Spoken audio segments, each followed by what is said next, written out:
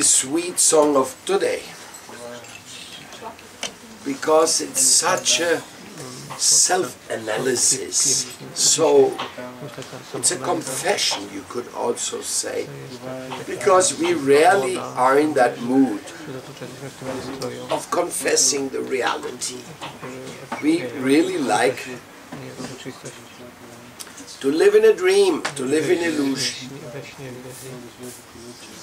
That's the material world. It's a big, big dream. And you hardly ever want to wake out of it. Snap out of that dream. Oh yes, your dream is so sweet. You think it's sweet, and then you get hit by another dream reaction, and you try to ignore it. It's sometimes pretty hard to ignore, but that's how you go from one dream into the next dream world. So this world is not the place of your soul. It is a place of your body, and your body is prone to die. Your body is prone to dwindle. Your body is prone to become sick. So therefore, if you invest all your money and all your time in your body, it's a bad investment.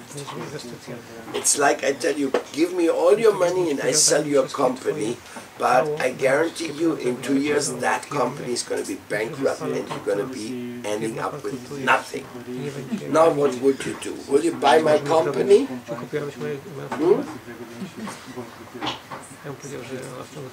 Will you risk everything you have just for some illusion? So this is as simple as it is. You can turn it more this way. More. That's good. So the reality is that our bodies are going to be bankrupt very soon. And then you have to understand that everything you did with your body will not be sustainable. So you have to understand, I invested all my life in illusion. You know, actually this body is very wonderful instrument. You know, we are not against this body. We have to take care of it. And it's also very, very great gift. We are also supposed to be very grateful for having received this body. But we should not worship this body. If we want to worship anybody, then worship the one who has given us this body. Let's ask this question, where my body is coming from. From mother.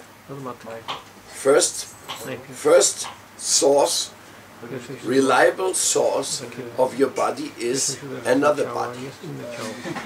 Because you came out from another body. Pretty amazing, no? I mean, your little body, now it's big now, but when it came out it was pretty small. And that was from another body.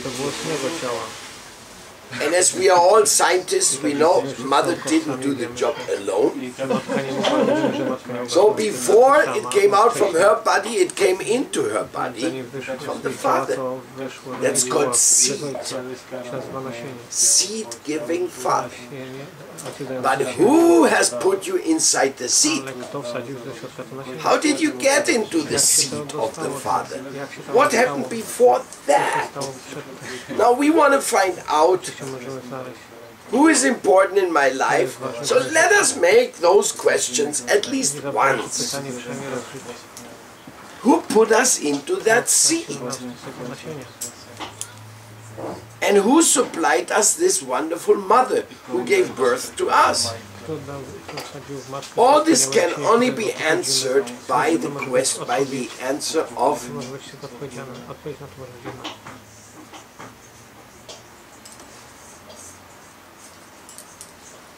what answer? What's the answer? Magic. Mystery?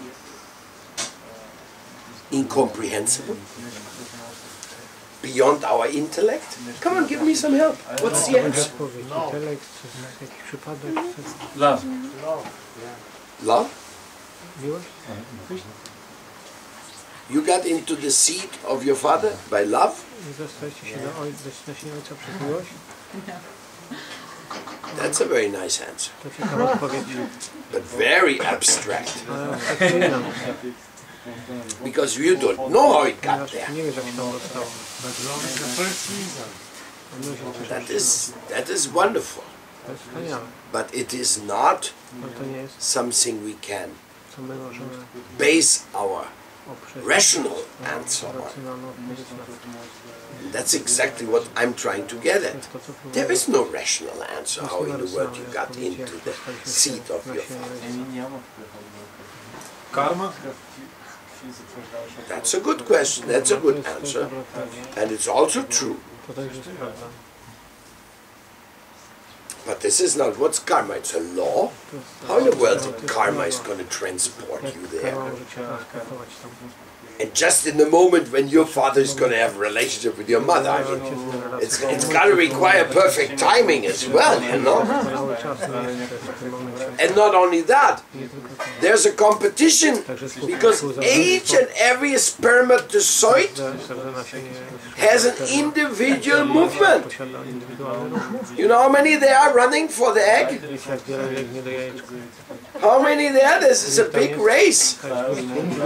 It all started with a big competition, your birth. And there were allowed 8 billion participants. And you came out the champion, my dear. You, Brahma, were the champion. And what happened to all the others? What happened to all the other fellows running for the egg? I mean, they were all wiggling their tail, let me get there first. But once you reach the egg closed down. Bang! No more. He got it. And you all gonna dry. Means die. Until next chance. Who knows when the next chance is going to be? But you made it. First of all, congratulations for being such amazing champions. Mystic, magic, mercy. It's all very nice to say these words, karma, love. But fellows, we can say incomprehensible, unimaginable even, or we can say achintya. That's what the Vedas say. Inconceivable. But wait a second. Inconceivable? What does it refer to? It's inconceivable by your rational mind. All your mathematics, all your science will not be able to touch upon it. You have to find out from somebody who knows. That's what our life is all about.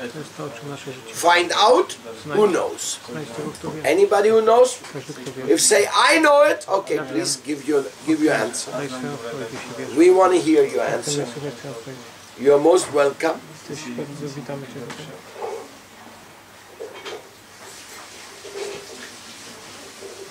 And the Bhagavad Gita comes and gives the answer. In the Bhagavad Gita, Krishna says, I am the seed-giving father of all living beings when they take birth. And he's giving that seed in two ways. First of all, he gives the seed in its physical condition. In other words, when the man produces a spermatozoid, it's a physical operation. Certain elements, certain hormones and all, you know, that all this biological stuff will get together and have a good mix, and bing, there's another one of those spermatozoids. But You are not there yet. This is just the physical thing. Because you are not the physical thing. You are the living being inside of yourself, that soul. And that soul can go into a spermatozoid, you know, so small, nobody can even think about it. So teeny, teeny, teeny. And that soul, which is actually you, was positioned there, like our friend Gopala said, through karma. It was positioned there by the divine will of God. There's an explanation also. Depending where the soul comes from, depending where it was previously, if the soul was in a ghost body, or if the soul was in a heavenly planets previously, there's different destinations where you came from, but in all cases you came from the court of Yamaraj. Yamaraj is the agent of karma. He's a supervision agent.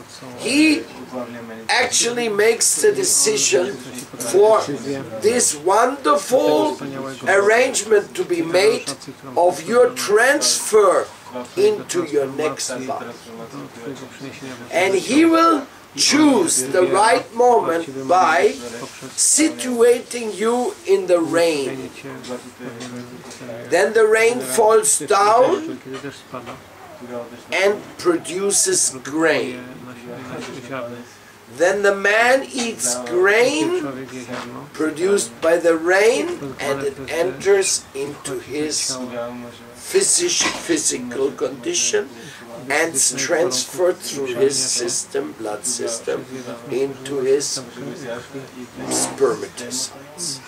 So there is actually a journey going on. It doesn't pop out of the sky just like this in a bingo.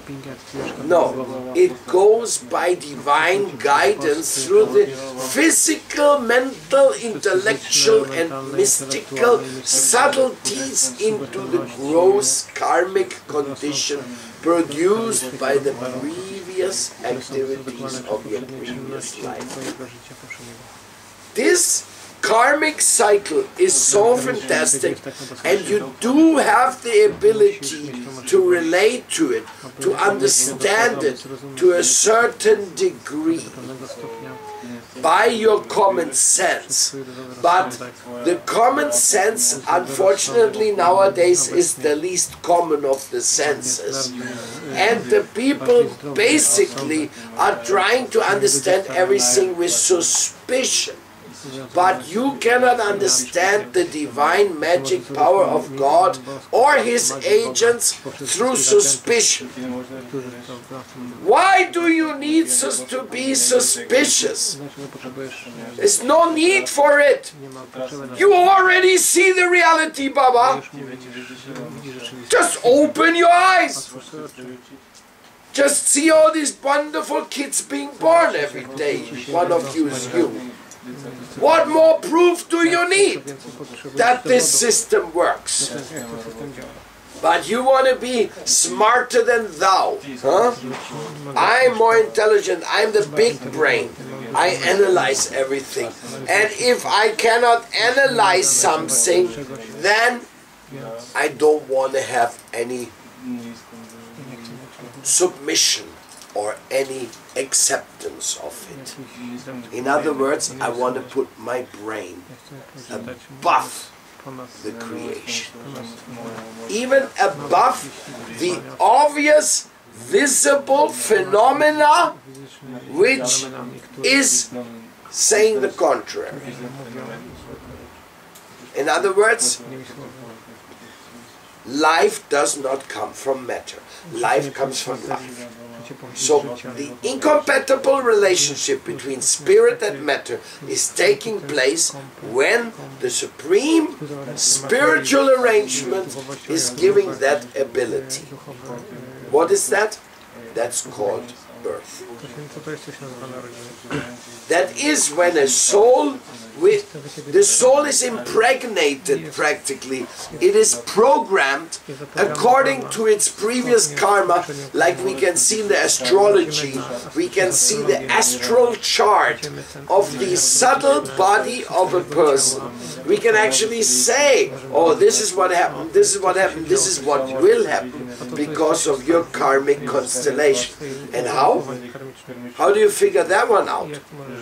Well, by the astrological chart and the astrological mathematics. It's a great science, it's called Jyotish.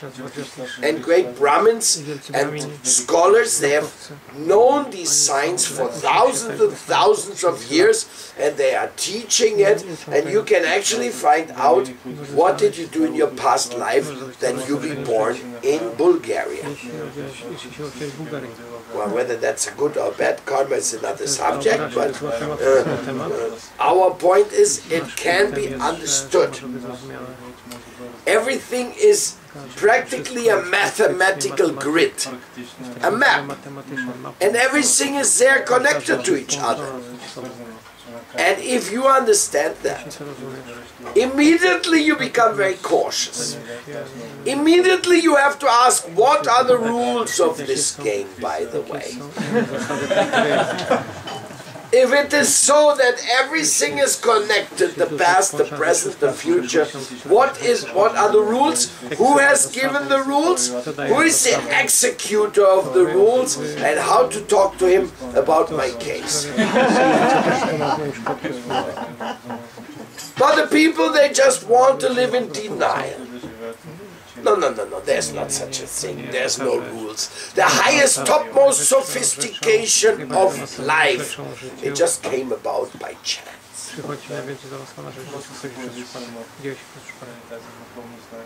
Prabhupada told us an example. He said an indigenous person came out of the jungle of the Amazons. He only saw his little village deep inside the jungle. He never seen even a metal screw or a little plastic balloon. He hasn't seen anything. He just comes out of there. And then he's taken by airplane to Sofia. And then he comes out in the airport in Sofia and he looks at all these cities. Wow. What is this? And then somebody comes and says, welcome to Sofia. And he asks, well, could you tell me how this all came to be, this huge city with all these pipes and electricity and telephones and everything? And you answer, you know, my friend, it was very surprising. But one day I awoke, it was a jungle here, and the next moment I awoke and all the city was over. Now the guy from the jungle, he doesn't know how all these things take place because I've never seen it. So you will say, really? You mean there in my jungle in the Amazon, I may one day awake and all of a sudden there's a big city like Sofia there in the jungle? He doesn't know. But if he is intelligent, he will say, I don't believe you. But if you tell that to me, that Sofia just showed up, I will really say, you are a case for the mental asylum. Because you are asking me to put my faith in the most unreasonable thing imaginable. So sometimes we put our faith. There's reasonable faith and there's unreasonable faith. So this case of the creation of Sofia overnight is extremely unreasonable. But do you know, my friend, that the operations which are going on in one of the cells of your body, these operations, by mathematical quantity, are much more sophisticated than all the management of Sofia, as far as all the different mechanical operations is concerned. Your cells, my dear, are absolutely top programming. Anybody here works in computer programming? Keshava, anybody else knows about programming? Only you. But can you imagine that all the programming of all the things going on in Sofia, in the banks, in the government, in the police, everything, all that programming is much less than what has been programmed for one of our cells to work. Our cells have the top sophistication in all their operations, and you got many billions of such cells. I think we want to have one translation, so you please sit where there's a translation going on. If you do not, tell them, Brahma. It's like hologram. That would be hologram. Please sit there with the translation.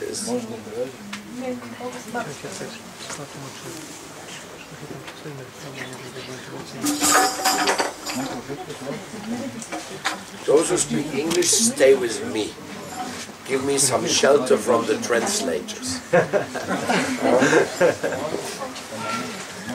Well, you can leave the camera there. You can go with her and sit right there on the table.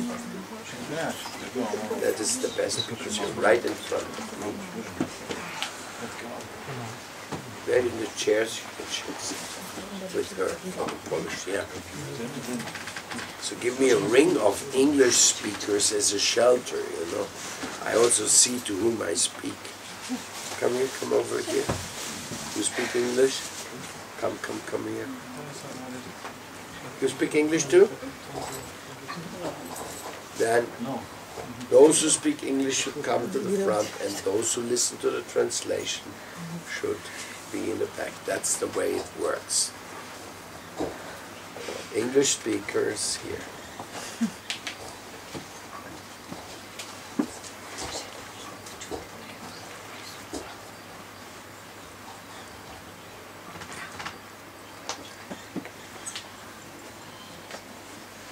So if I give you a sweet ball and you ask me what are the ingredients, and you're trying, you're tasting it, and I can also show you the ingredients, it's a very reasonable thing. Still you have to have faith, because I could have not revealed one of the ingredients.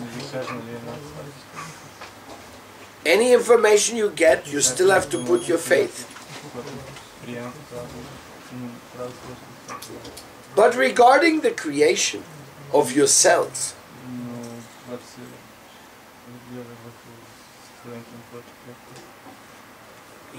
they are not speaking English. Why don't you come here, Paramadvaiti? Why don't you get the idea? They have to sit as close as possible to the translator. You do, while you're there. Try to assimilate the message. Don't tell them, because they don't speak English, that they should make themselves.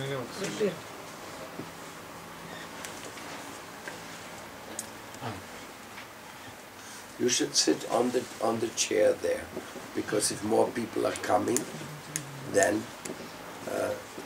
they cannot come inside. Probably you not.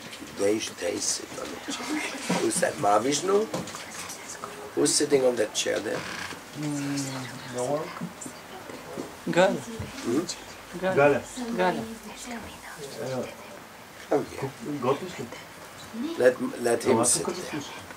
You know English, okay? She knows English very well. Yes.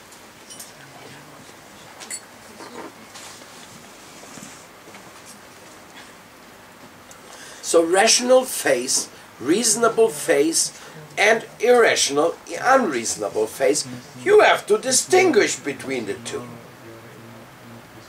So if you follow the materialistic theory that life comes from an accident, you're living a life of denial of your own rationality and your own reasonability. By mathematical terminology, not by spiritual. Simply by the fact that such a complex situation like the human body and the human cell cannot arise from no plan. There's no way. There was a conversation 12 years ago in the city of Ljubljana, and they had a meeting of all these scientists who are studying evolution. So then they were asking, what is the probability that a living cell, one cell, not your billions of cells, comes into existence by the interaction of chemicals and material ingredients? What is the probability, mathematically? And the answer by those scientists was, there's no possibility. Zero. They made the joke. It came out in Time magazine that time, and I remember reading that article, that the probability that a living cell comes out of accident of some mixture is as great as you have the chance to throw a bomb into a junkyard full of metal, and after the smoke settles from the explosion you got a 747 airplane ready-made. That is the same probability, my friend. So you want to throw your life into materialism? Just living for smoking, drinking, buying stuff? Trying to be Mr. Beautiful? Having a big car? Good business? And thinking that will save you? Bhaktivinoda Thakur says, very bad idea. You should invest in your spiritual relationships. You should find out to whom do you have to be grateful. Who has given so much love to you that you came into existence? Of course, that's why we love our father and mother, no? Because they say that they are just too much. Huh? How is it that they brought me into this world? Mom, are you responsible for that? Do I owe you that favor that you brought me to life? And Mom will say, well, it happened, but I didn't know what happened. I also don't know where I come from. It just seems to be something magic. How a beautiful person can show up in a body made of flesh. Come on, I give you water, I give you earth, I give you Some fire. some fire and some chemical ingredients, some magnesium and some iron and some whatever you want. And then I ask you, can you please be so kind and mix it all together and see if you can get maybe an insect. Maybe if you mix it enough, a fly come out or a flea.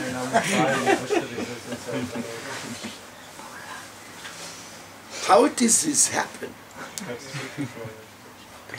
Just like the tree. The tree drinks water, and then there's some air, oxygen, and then the tree grows big, and gives millions of plums. You have them all over Sofia, these little yellow plums, no? Every year gives millions and millions of plums. But where's getting the plums from? It's just getting earth, water and air. Where does this tree get all those plums, my friend? Can you tell me? The secret is in the seed. The seed formula is so powerful. And that seed formula is the life-giving formula. It can give you a tree body. It can give you an elephant body. It can give you a crocodile body. And it can give you a human body. It's all the same process. Seed is coming. It's coming to the right spot of fecundation. And then it gets a particular body. This power we have to worship. Our religion and our gratefulness, it goes right to that simple moment where somebody loved us so much love, that it said, there you are, Gopal. Here's your body, here's your mother, father, country, philosophy. Now you look for the truth. Oh yes, thank you, God. I will go to America, to Disneyland, and I will worship Mickey Mouse, drink Coca-Cola, and smoke Marlboro. And then I would say, I made it. Now I'm happy in this world. What we should say about the difference between In the end, questions in the end. Okay. Thanks. So, you can, this was just one example. Instead of that, you can also go to Germany, to Oktoberfest, and wear some silly pants, and some strange hat with a feather, and then sing there and drink beer like a horse. And you think, oh, now I've done something very nice. Oh, we have more ideas. I mean, there's so many varieties of silly things man is doing. What about bungee jumping? That's good. That's for the real adventurous guys. Put a rubber on your foot and jump off a bridge. And just before you're going to hit the ground, you go boom, boom, and you're flying in the sky. Very entertaining. I don't know what it does to the foot. But people invent anything, but they don't want to say, God, thank you. They don't want to find out who gave them this life. Can we find out the person who loved us so much? If anybody in this world tells you, I love you, you get very curious. What? What did you say? Yes, I love you. How you say it in Bulgarian? Običam-te. Ubičam-te. If somebody says ubičam-te, then you go, what? Why? Why are you going to love me? Who am I? What is it what you love in me? But it's very curious, no? Sounds beautiful, no? Of course, ubičam-te is just words. After ubičam-te comes another thing. But giving love, like mothers, they give so much love to their children. So much love and so much patience. It's amazing. And mother is not asking, will you pay me back for all my love? Because love of mother is so big, she's just giving, giving, giving. But the one who has given you your life, his love for you is even 30 trillions bigger than your mother's love. Plus, he knows you since time immemorial. Plus, he wants you eternally. He's coming with you as the super soul in your heart. He acts as the internal voice counseling you.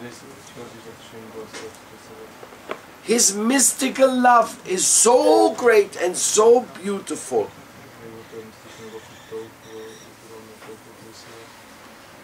that you should dance in happiness. Wow. Somebody so powerful loves me so much. For what reason? Why did he create me? What he wants from me? Shall I become a DJ? And go and just play all day?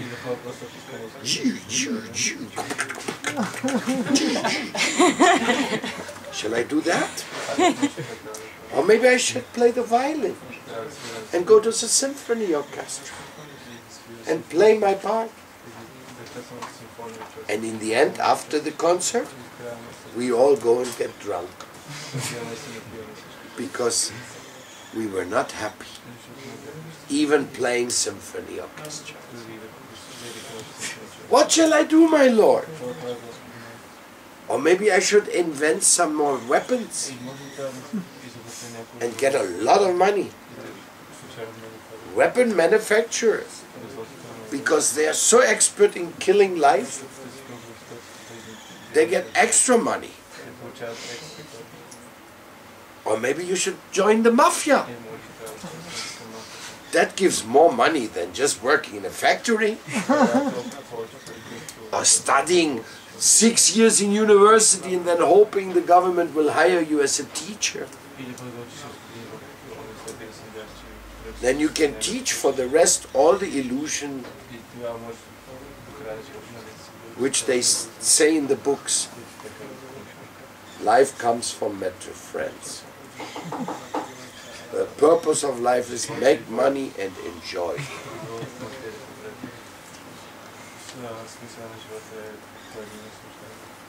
These are so important questions.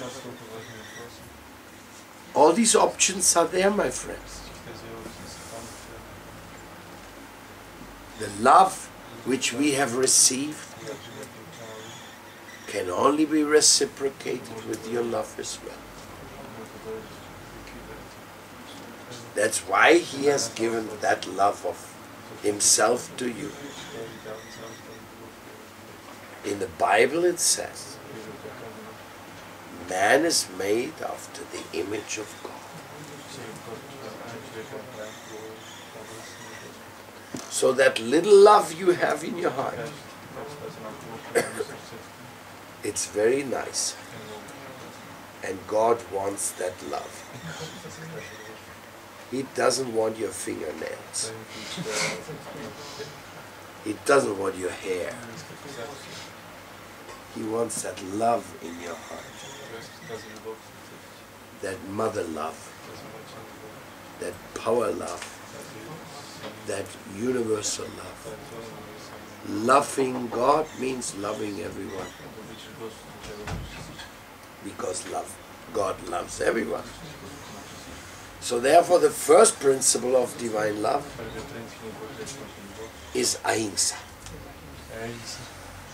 Do not kill other living beings unless it's an absolute emergency. Don't give trouble to the others.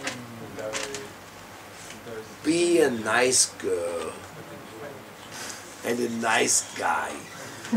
Will you? Huh? Can you agree on that? Yes? Are you ready to be vegetarian? For the rest of your life? Then lift your arm.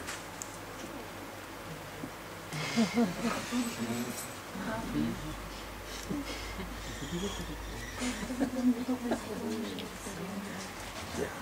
We are the majority.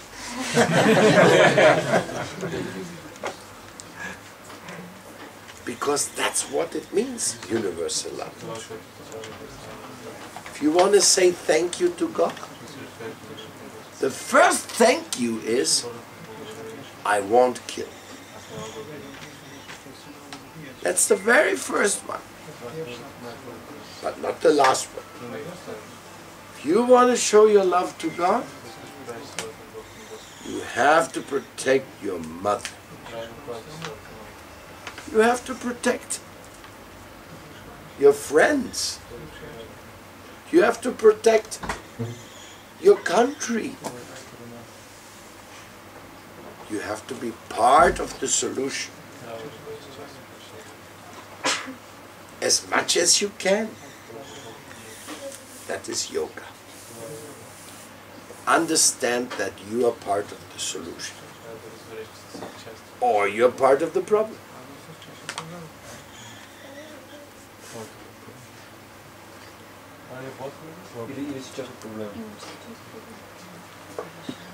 So now I want to read this song to you. My dear Lord Krishna in Vrindavan, you create and destroy this world by your will. You in charge Brahma for creation, Vishnu is maintaining, and Lord Shiva is destroying.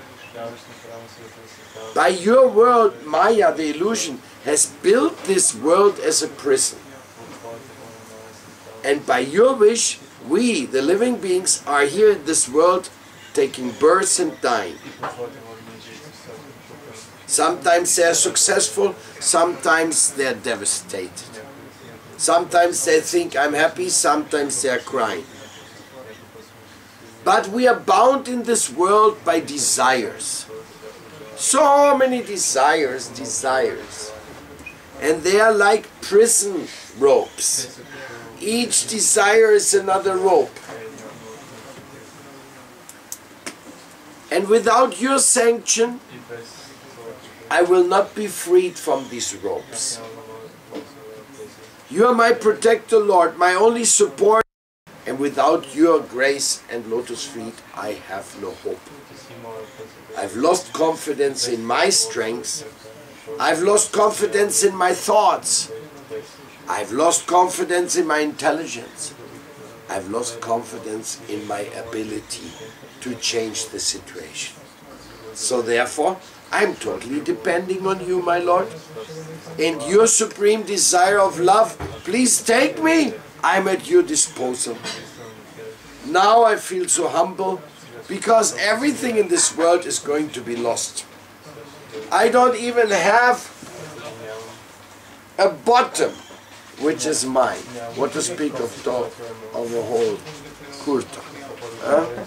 Nothing is mine. You just give it to me and take it, give it and take it, give it and take it. Okay, okay, I accept nothing is mine. And then if nothing is mine here, that means I am depending on your grace, my Lord.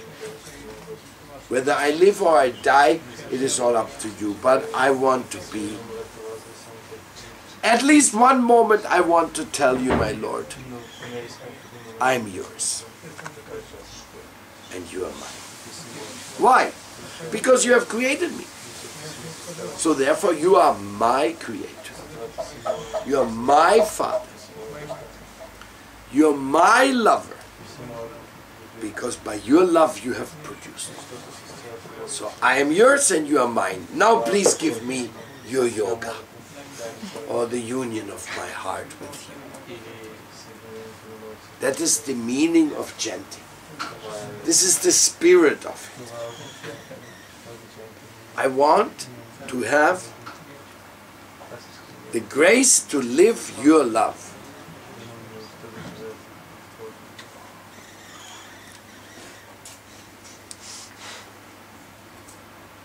That is basically what I wanted to tell you today. I can tell you a whole lot more stuff. But maybe for digesting, that is basically the first installment for today. He wants your love and he deserves your love because he loves you so much. Somebody say, is he a he or is he a she? Don't worry about it. It's he and she at the same time. It's divine. And all these things are there in the Vedas, very nicely explained. And all our he and she business of this world is just a preparation for real love. Like, for example, one of the great lessons for love, one of the great training places for love, what is it called? Who can give me the answer? Family. There's the answer. Marriage. But what he says is also very true. Ashram life is very, very good preparation to learn how to love. Because then we live together with people we don't know before and we have to share everything with them. Very, very nice. So you are right. But in general we can say that the egotists of this world, they only want to work for themselves and they always want to take advantage of others. But when they get married, that doesn't work anymore. Just for a smile of your wife, you have to work all day. And then you come home all dirty and all sweaty and all having been mistreated in the street. And then you come and says, oh my dear wife, here's all I brought, what I could get today. Please arrange everything nice. And that not only one day. If you ask a person a favor which takes 5 minutes, people look at you, why should I do that? Why should I do you a favor? Are you going to pay me for it? But marriage is so wonderful that you have to do favors every day for the rest of your life to the same person. That's a good test, my friend. Very good test for learning what love is all about. Now, if you don't get married, you become a brahmachari or a Vishnu Priya, one of those glorious persons who wants to help the people in this world without getting married. That's okay. But then you have to serve everybody like you serve your children and parents. That means you have to work very hard. At least you have to work like you have 10 children.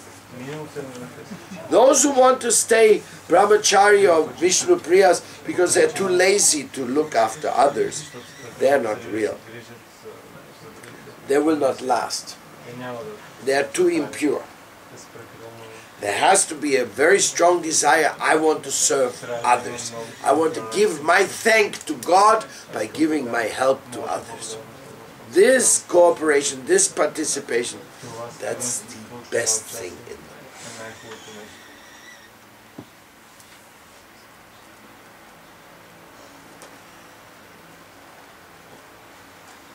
And when you serve others with such a feeling of love and gratefulness, another thing will happen to you. Listen carefully. When the first seed of love has been planted in your heart, and you say, I agree, I won't kill anymore, then another big gift will come to you. That gift is called compassion. Then you start feeling for the world and for the people in illusion. And you feel so much for them, so much sympathy, and so much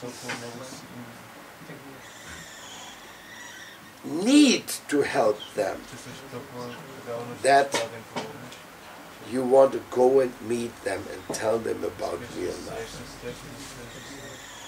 Then you become a very busy man for the rest of your life. When you feel compassion for others, then you are very busy, because you have to tell the whole world about divine love. How can you do that? By singing, my friend, by dancing, by painting, by movie making, by cooking, by many nice ways you can show the love for God. Yoga means the yoga of work, karma yoga, the yoga of teachings, jnana yoga, the yoga of eating, ana yoga. There's yoga, there's union in all the different aspects of life, which all make you more successful and more happy. All you do is have to practice.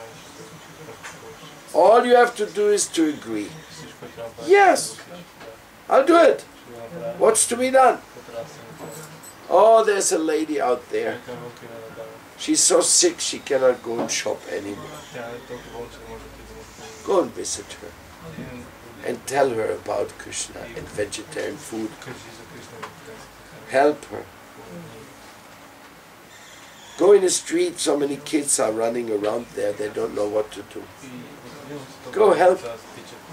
Tell them about that they are eternal and somebody loved them so much that he created them. Do you think that God has created one single person without a good purpose?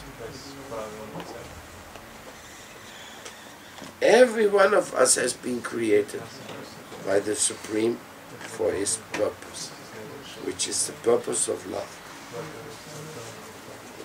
You can believe that? You're a very happy person, because then you can start participating in the divine plan.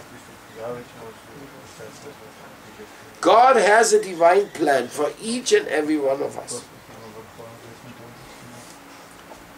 But in order to go that divine plan, we have to find the fullest inner satisfaction that we have met our connection with God.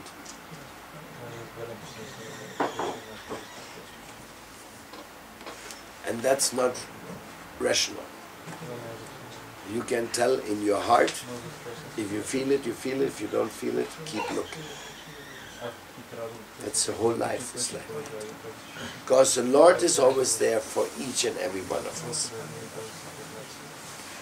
None of us will be forsaken when we call upon our Lord.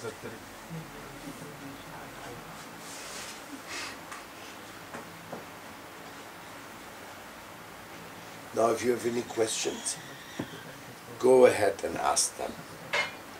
I'm very happy you all came here tonight. For me, I think very often of this temple here in Sofia, and I'm very confident that Krishna has many beautiful plans for Bulgaria. That's why it's a country of the Aryans from the Bull. So it's Aryans means those who love God. Ari comes from Ari or Hari. And Hari is a seed word for the divinity. So when you say Aryan, it's actually the devotees of God.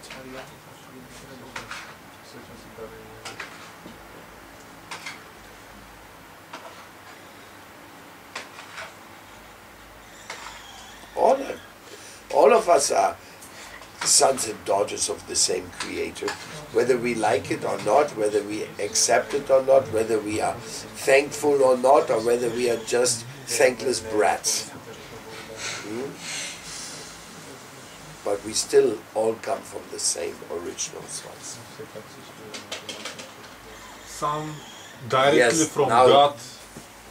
In the Upanishads, it's written that there is 3 ways to come to life. The first is directly from God. It means directly from His love. The second way is from progeny. I mean, in some line.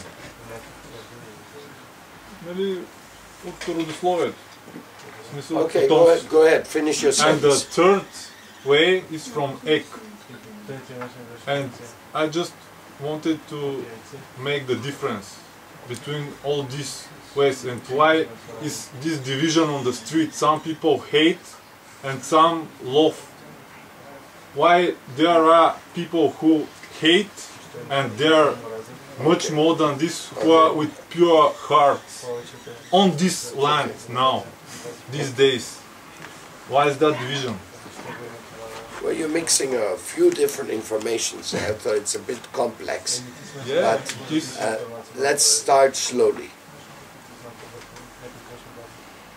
The description in the Upanishads of how we come into this world, it simply means into the different bodies. It's a description of the journeys here in this world. In the end, everybody comes from God, and everybody is destined to go to God.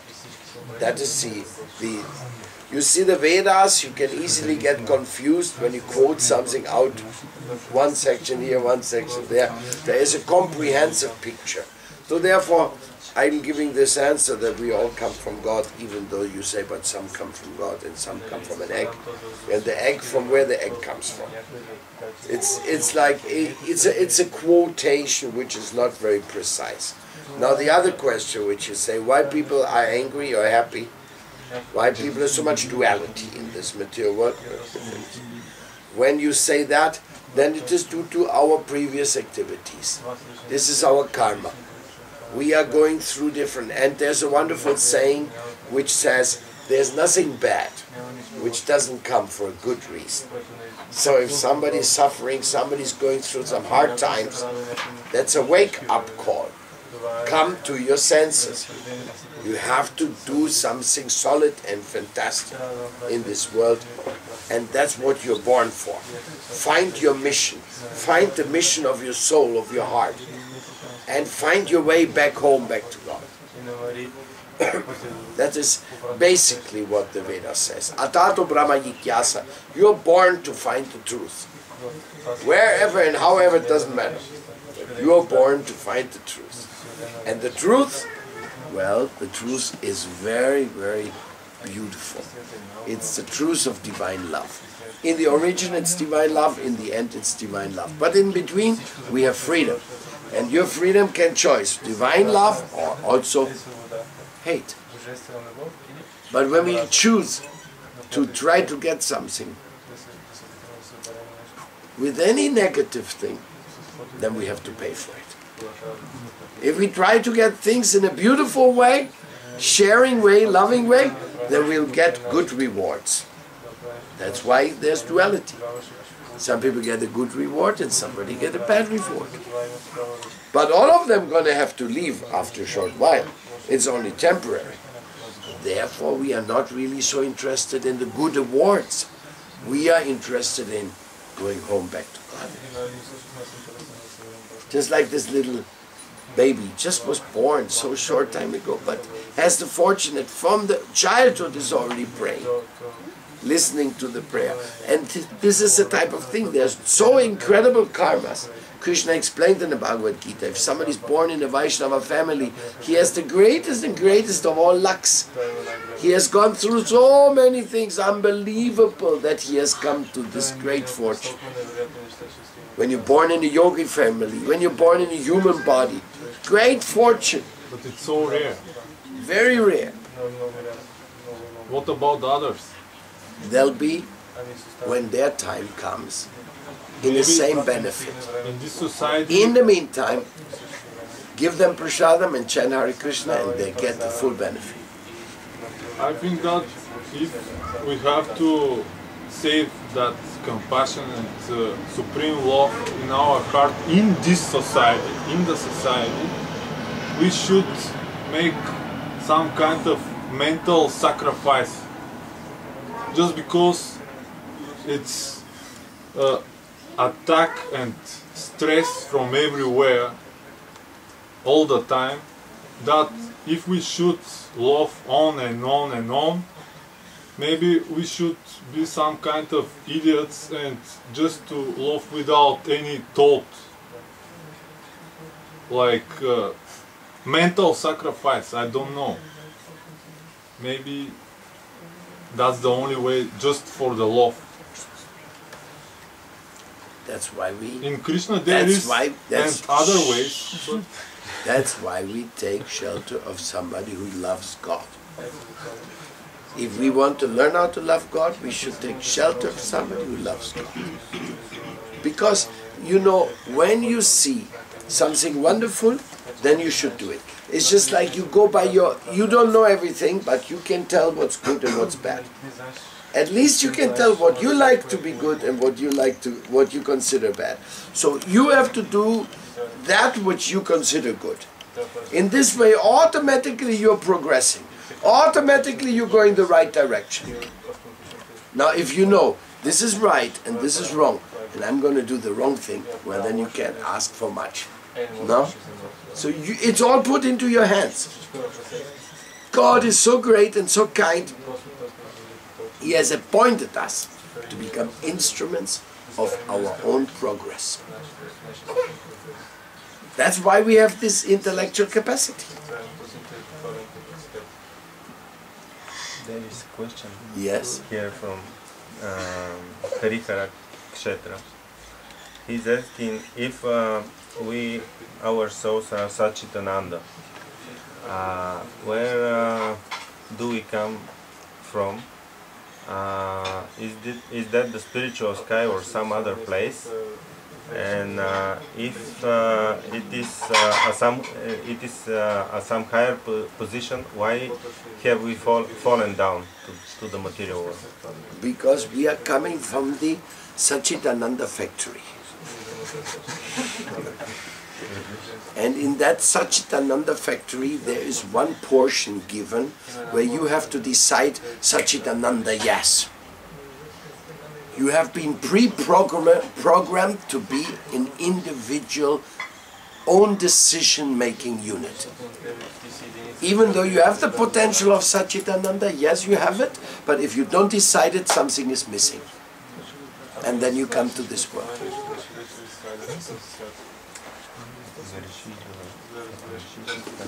Haribol.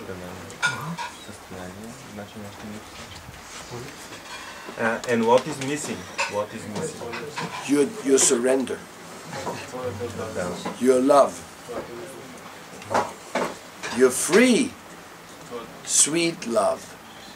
Please don't go, there's a little prasadam for you. Wouldn't you like to eat something? Hey, invite them to take. Now you should give the food already. Distribute, please. Don't let them go without anything. So this, what's missing is what you have to put.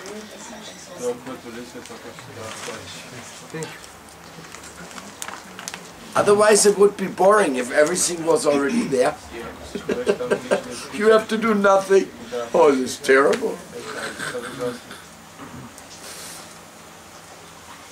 He has given us all his love, and now he's asking for a little love from you. What it means? Maybe to lost our minds. Yes, that's a good idea. To lose. Shh. Now, try to get my point. It's a good idea to lose our materialistic mind, not to lose our mind altogether. There is something in our mind which is very beautiful, but there's also something where we are so attracted to foolish things, and that mind we should lose. But we are and that happens. Scared from the unknown. We are scared from the unknown. I don't follow your point. What is it? We are scared from the unknown, where the mind don't see, and when we have to go out just from this body, our mind is scared from the unknown, where you have no senses. And Не се задаваш въпроса на български някой да го превежда. сме изплашени от непознат. Let me answer. We are afraid of the unknown. I disagree with you. Because man is doing so many foolish things, experimenting with the unknown. In philosophy, in sports, in marriage, he's always experimenting with the unknown. It's not so bold. It's not so bold. But unfortunately, man is not afraid of ignorance. And that's why we have to go to the Vedas to clean ourselves from our ignorance, because they help us. But if instead of that we just waste our time watching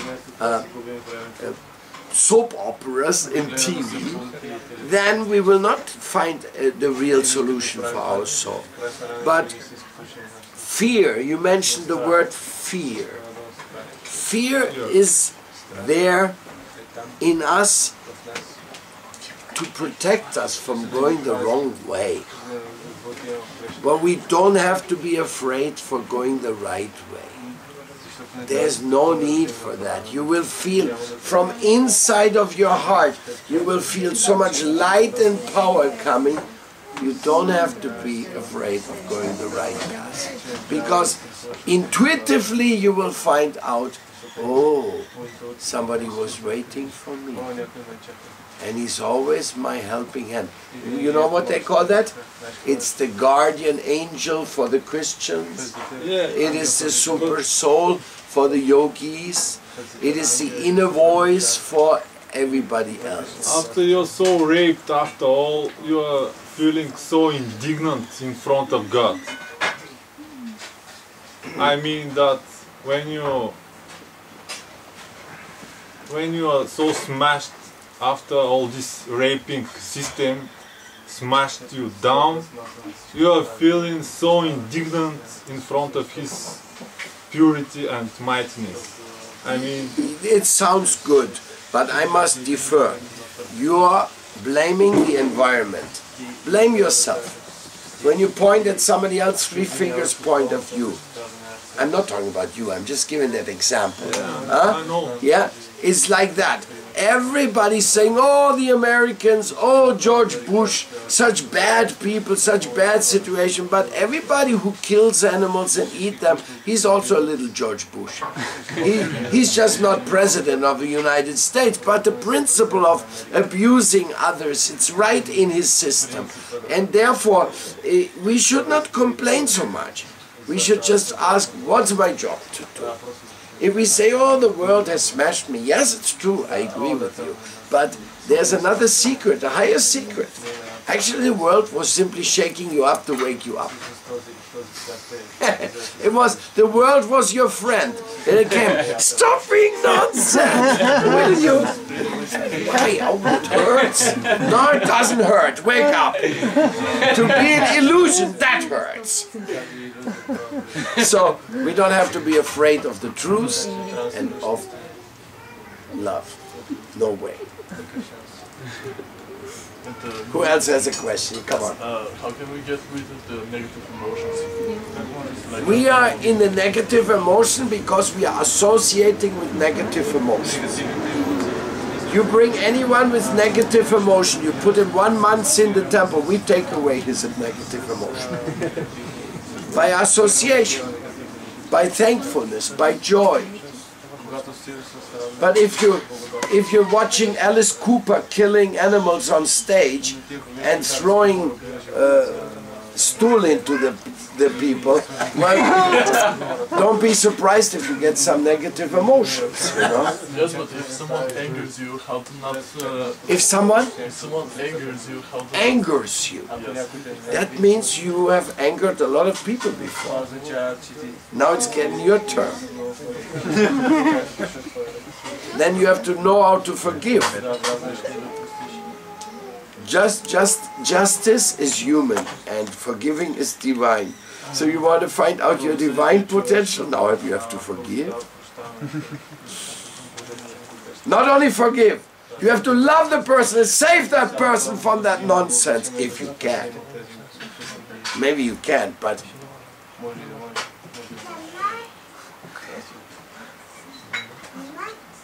That's why we should even love our so-called enemies. Because in spiritual life, there's no restriction. Love is for everyone. Even for the wrong people, we should have love. Those who do wrong things. Somebody's killing animals. Shall I then not love him? I don't love what he's doing, but I love him, and I would love him to stop to do what he's doing. So therefore I'm preaching, come to the spoon revolution, my friend.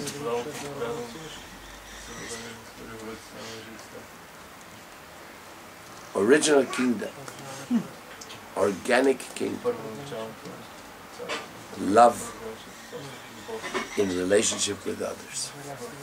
And you know, it's not enough to be vegetarian.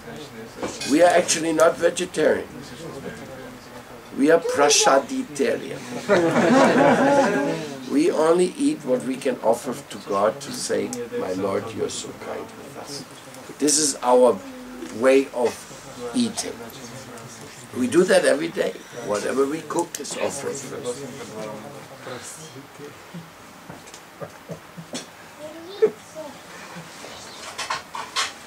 And prasaditarian, it means karma-free food.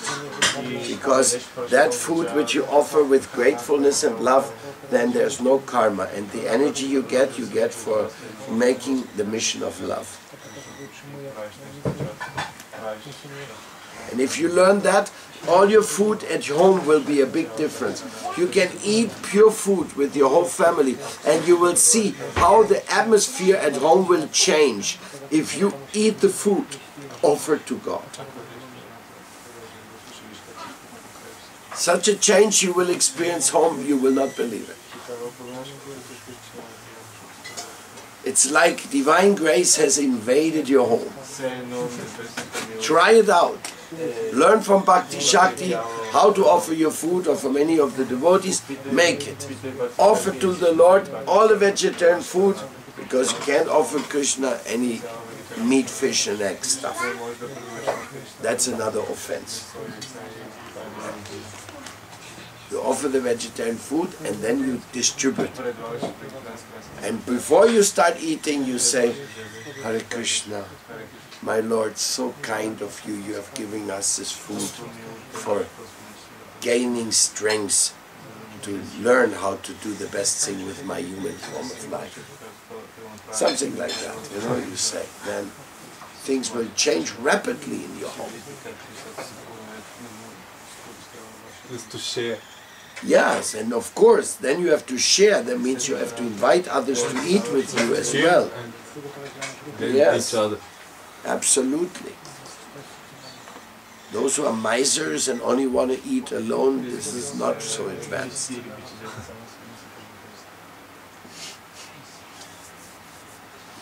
Who's next? With in connection with his question, I was wondering... Whose question? His question, I don't know his All name. right.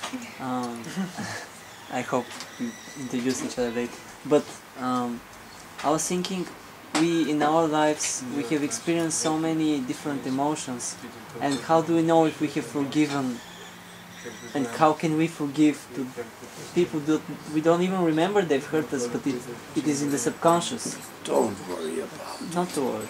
Have you, in South America we say, don't search for the fifth leg of the cat. What's not in your realm, what's not in your vision, what is beyond, don't worry about it. The Lord will take care of everything. Just embrace His love He's giving so generously. And tell Him, please, you take care of the details because I'm too dumb.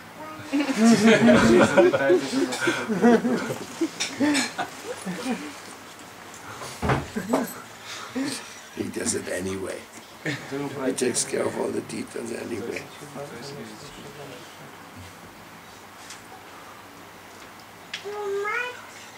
Too much.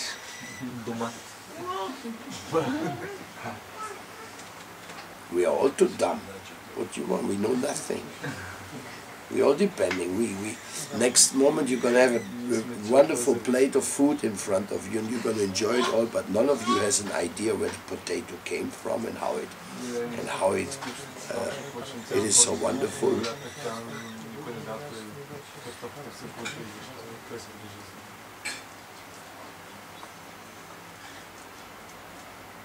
So it's time to distribute the prasada.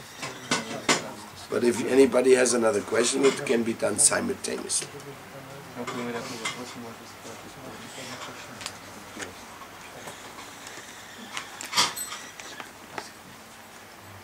Yes, Akshara. My question, actually, I start to wonder about the love in the human being. When you mentioned it in the lecture, how actually there is a divine love, and we spoke a lot about how we human beings are loving.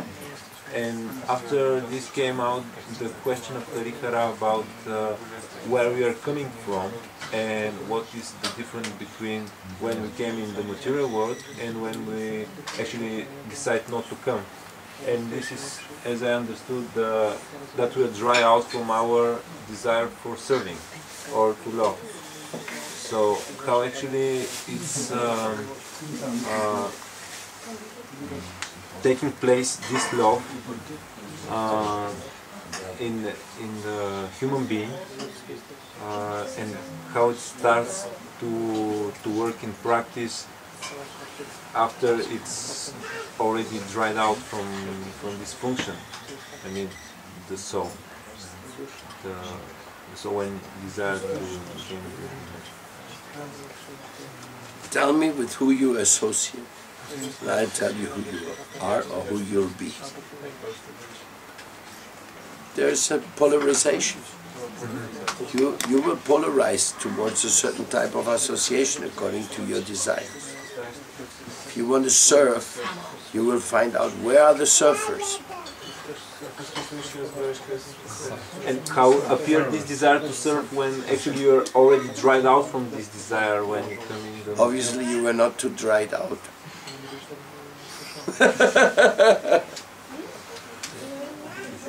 Paradox. It was still alive, that desire.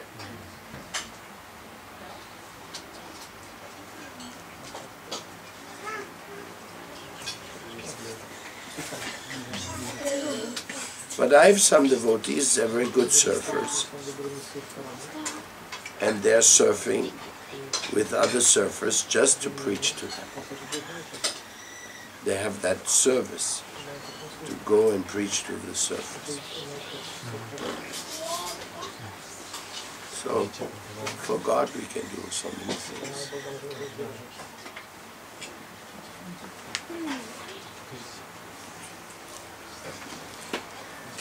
I was wondering, because you mentioned the different type of investments we can make with our faith. And could you please tell something more about the nature of faith?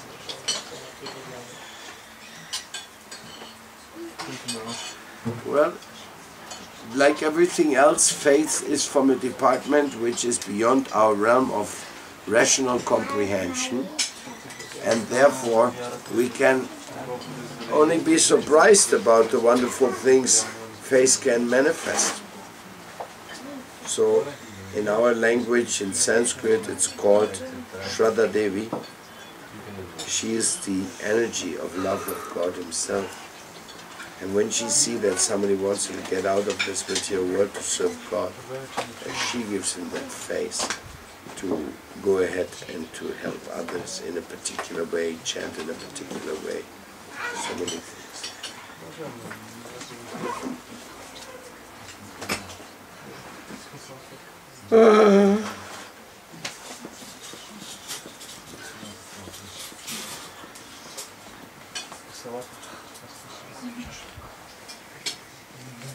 The world of faith is the world of gift. It's all by gift.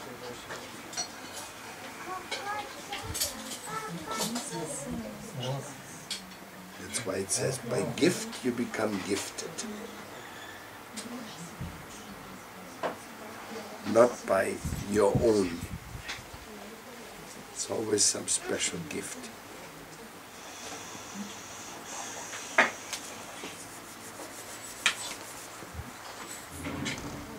I have some questions. Yes, go ahead. What do you think about the other religions like Christianity?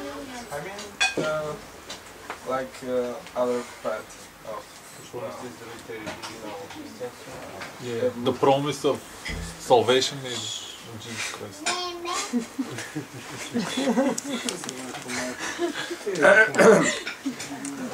What do I think of other religions? For me, a religion is a mystic tradition. And as much as that mystic tradition is alive mystically, they are my admired colleagues. Because I also want to help God consciousness in this world. And whoever truly spreads God consciousness and loving others, we are all one big family. We don't have to speak the same language and do everything the same. That's not required. Mystical traditions are sanctioned by God. On the other side, I don't really worry about it. Because I'm worrying so much that I will do the right thing with what I believe and what I know.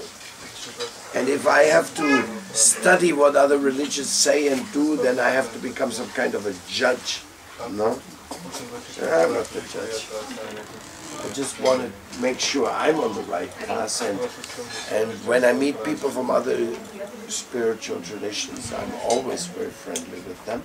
And if they want to know more, recently I went to a Catholic monastery in Italy, and I gave a lecture there. They were very friendly. They were actually very inclined towards Indian philosophy. But unfortunately they stopped at the point where they say God is only an energy. So then I had a long philosophical debate with the chief priest late into the night. And I asked him finally, can anybody hear your prayer or not? Or you're just praying into the air?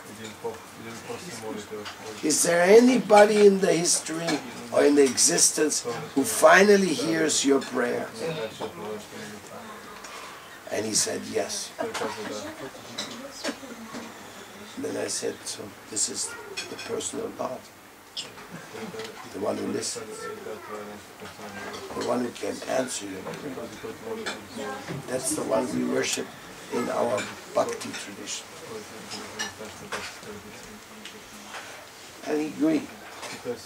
So it was a wonderful theistic exchange in the end.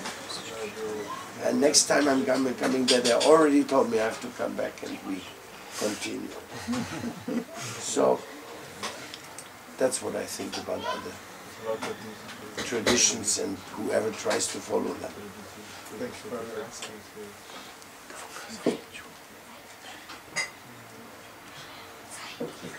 But what do you, how would you react to people who are not so positive about,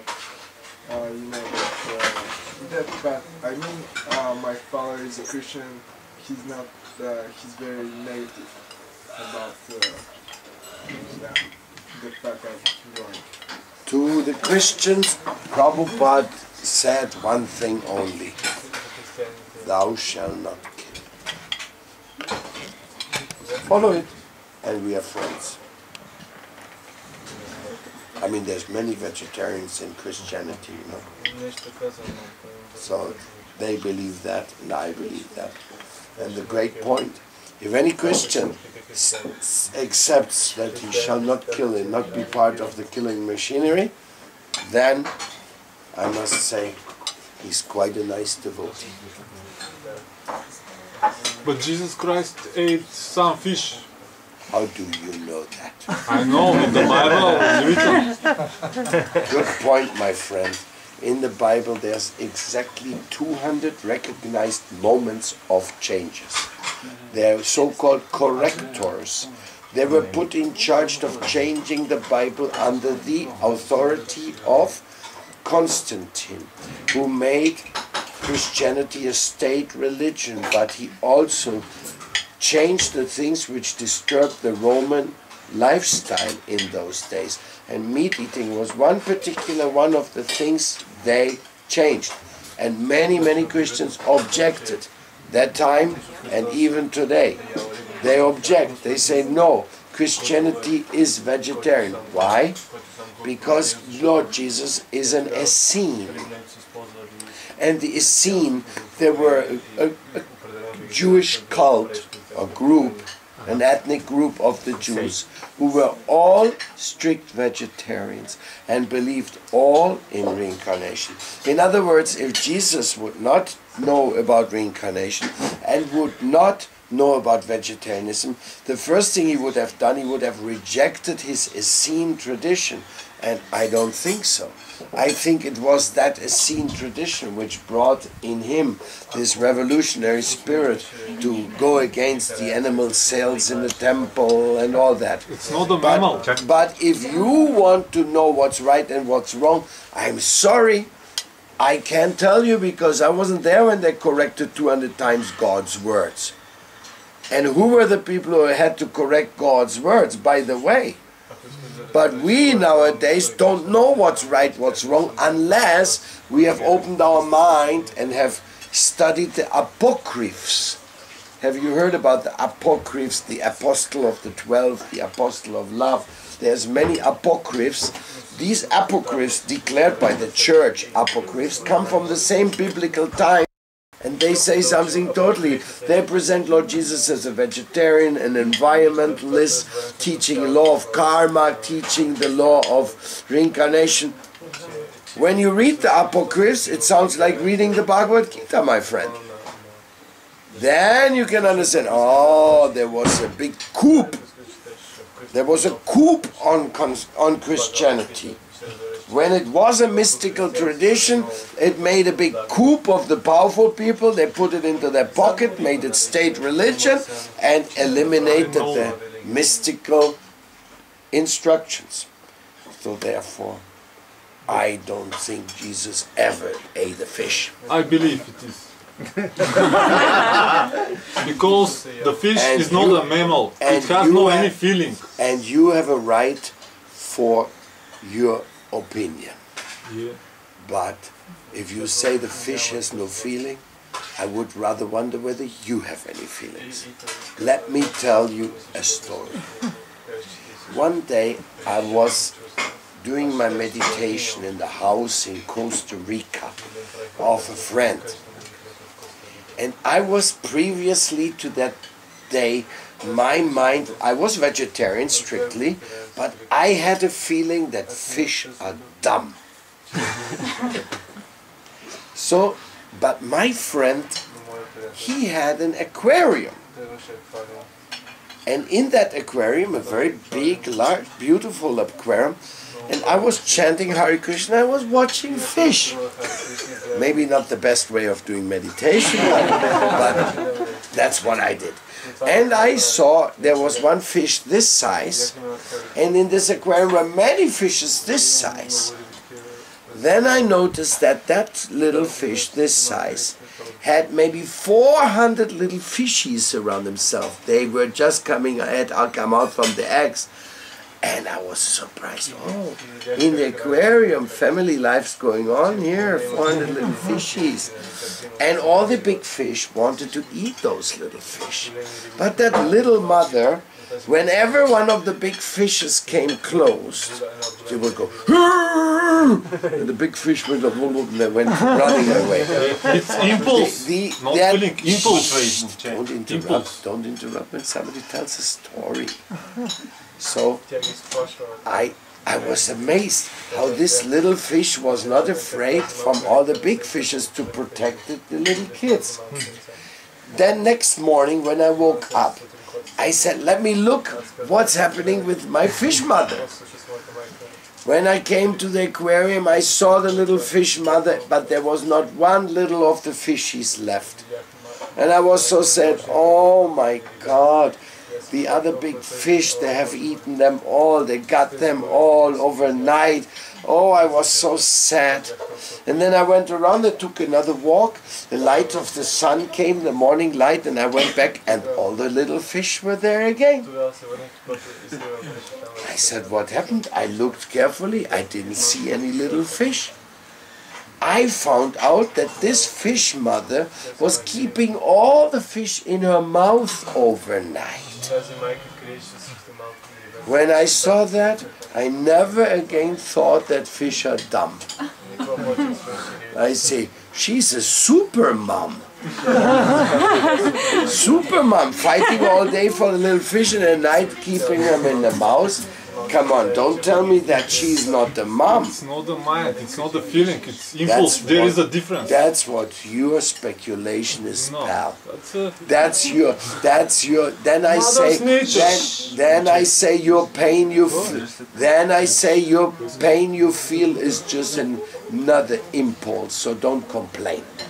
I don't complain, I just think about Don't complain when you get pain. It's just an impulse. Yeah, I know, it's not real.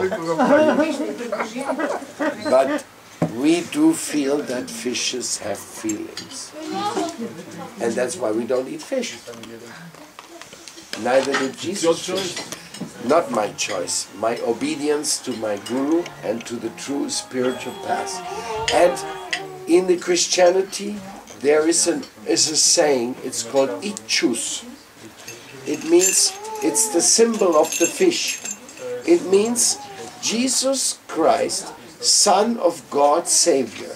And it's symbolized by a fish. And some people say, oh, Lord Jesus, he had many fishers.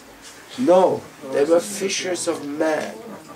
They were preachers. They were preachers. Nobody of those who followed the messenger of love would go around killing animals. That is our interpretation. And if you like to know more about it, read the Apocryphs, because you probably won't believe me, but maybe you believe those books which coming from the same biblical time and who give a totally different picture than what you have gotten so far. And I don't blame you. You are also trying to justify what you do by your intelligence and by what you have heard. I don't blame you, but I'm just saying the fact is that for the Christians, fish means a mystical symptom of preaching. It's a mystical symbol.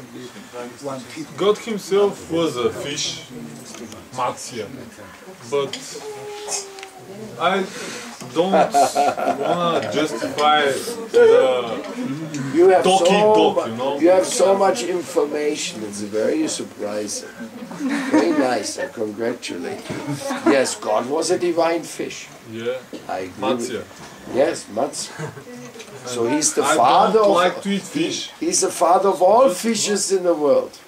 I don't think that this diet is the supreme way to go to Godhead. I think it's necessary, but it's not the most important thing in our devotion. You're right. Love for God is the most important.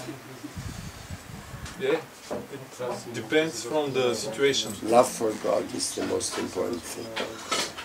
You're right. That's what I want to say. But as environmentalists, we don't eat fish and we are against fishing because now the oceans are almost empty. They have fished out everything.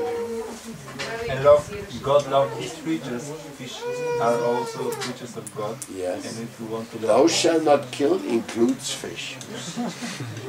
Ganga Siddharth has a question. I have to escape for a second. That place.